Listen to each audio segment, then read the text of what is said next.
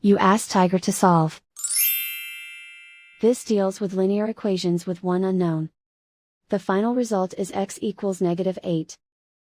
Let's solve it step by step. Simplify the expression.